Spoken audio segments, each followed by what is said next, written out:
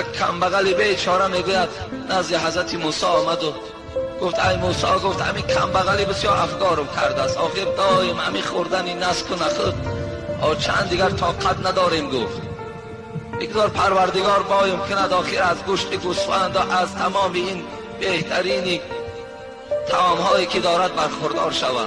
حضرت موسی گفت ای بنده خدا، گفت همین حالی که داری بسیار حالت خوب است.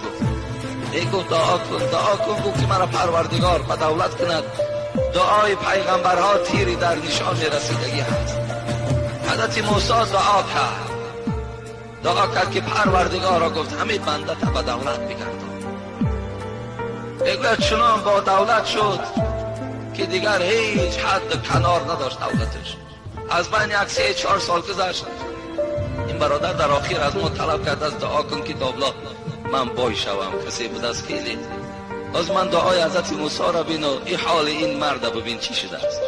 برای من دعا میکنم که خدا ترا رزق کفایت کننده دهد. از من 3 سال گذشت. میگوید حضرت موسی با یک قشلاقی گذر میکند که مردم زیاد جمع شدن. گفتن که چی معرکه هست؟ و یک آدم گفت در دار میکشند. در دار میکشند؟ بله.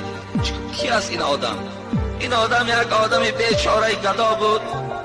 نزد حضرت موسی رفت دعا کردن. چه پیغمبرها را نمیشناختند مردم.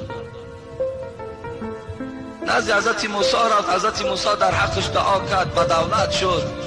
بعد که دولت سهولت زیاد پیدا کرد، در حال دستی به زنا زد. عرق نوشی کرد و زنا کرد. در بالای زناش دستگیریش کردن. امروز حکم به دارش دادن. آی بایی هر کس هم نمی پروره. خداوند میداند که کی را بای کند، کی را کم بغل کند. همه جسم ما را میداند که تا چه اندازه ما تاب آوریم. آیا همین جسم ما تاب آوری بایی دارد یا ندارد؟ و الله میداند این. بعدا حضرت موسی بسیار غمگین شد. نگاه کرد که این مرد را که دعا داده بود برداشتن و در گردنش بنده و در دار کشیدنش. غمگین شد. میگه حضرت سعدی میگه که یک ندای آمد به گوش حضرت موسی که با یک طریق نظم که از جانب پروردگار که آن کس که توانگرت نمیگرداند اون مصلحت تو از تو بهتر داند. ای حضرت موسی، پروردگار از تو در دیده بهتر میداند که کی را بای کند، کی را کم بغل سازد. الله اینا نحسر میداند. گویم تو دعا کرده و امروز انا بنده خدا را بین در کدام حالت آمد. و برای پروردگار مشورتی و مصلحتی لازم نیست. الله خودش میداند چیکار کند.